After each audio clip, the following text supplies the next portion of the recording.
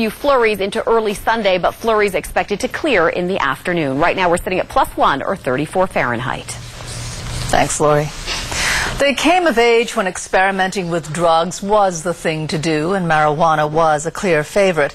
Well, now millions of Canadian baby boomers are getting on in years, but it seems their habit for pot smoking hasn't waned. Cindy Sherwin takes a look now at marijuana and what it's doing to aging boomers. He's the guy next door, a homeowner and a family man, now 57 years old with kids in university. He's also an avid pot smoker. A baby boomer who regularly lights up. There's many more people in my age group and younger that are regularly using it. Regularly using it means one maybe just on the weekends, maybe just a joint here and a joint there. It was back on a warm summer evening in the 70s at a Saint Jean-Baptiste party where he inhaled deeply for the first time. Not surprisingly, he doesn't want us to show his face or use his name. In those days, all the hippies would pass thing around. And it was the first time I felt that it did have sort of like, hey, this thing is different than beer or whatever. And yeah, I liked it. And that was the first time I got stoned. Many his age began to live the high life back then, or at least tried it. The baby boomers, right, were so many, and you could have it, you could smoke it in front of a cop. Well, baby boomers aren't smoking up on street corners anymore. They're lighting up in the comfort of their own homes. You know, some people after dinner, they'll have a cognac, a drink, a coffee, whatever, becomes almost a routine. That's my routine. I don't like to have an excessively big joint, reefer, whatever I want to call it. I don't want to get stoned. A half-century after Woodstock, this is no passing fad.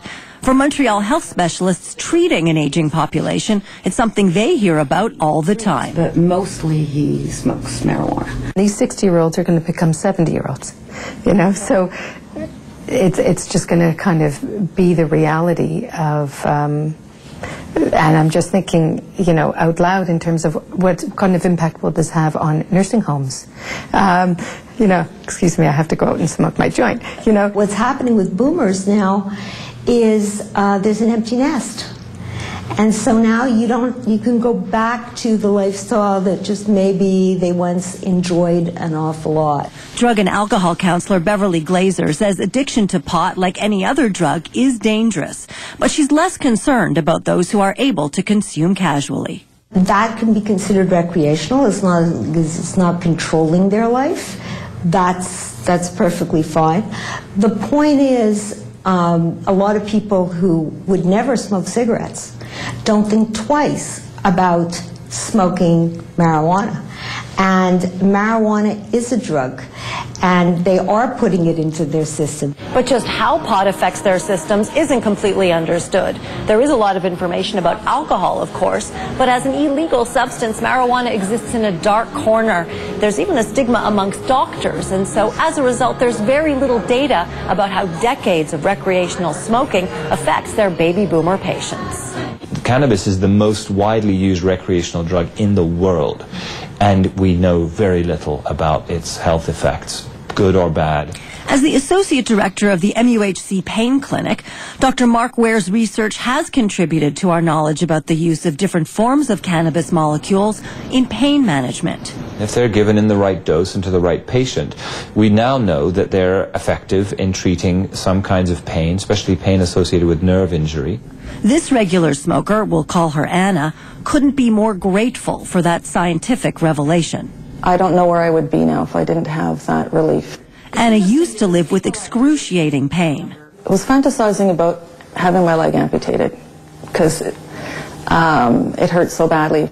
The pain clinic prescribed pills containing artificial THC, the main ingredient in cannabis. And Anna now has a license from Health Canada to use medical marijuana.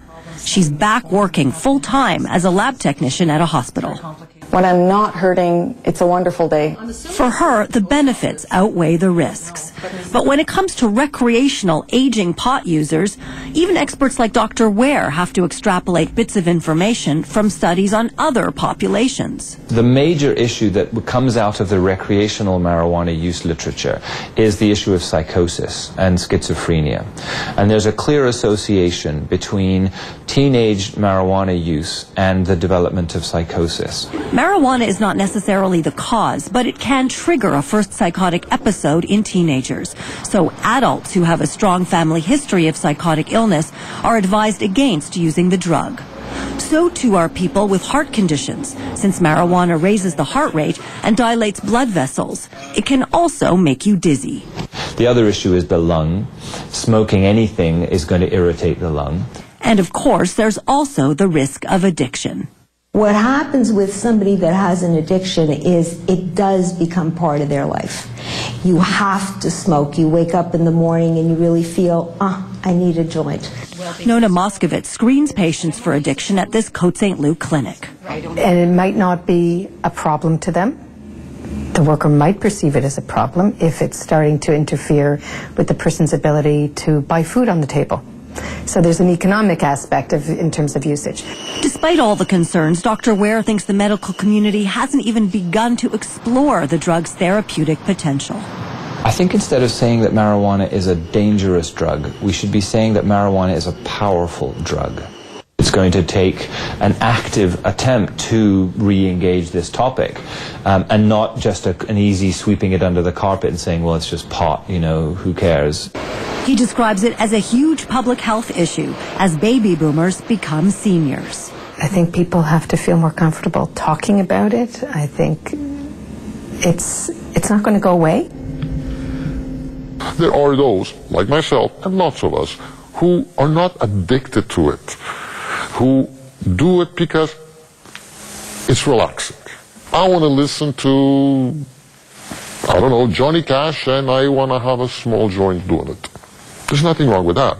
And so, despite the stigma and the secrecy, he plans to continue his pot pastime as the years roll on.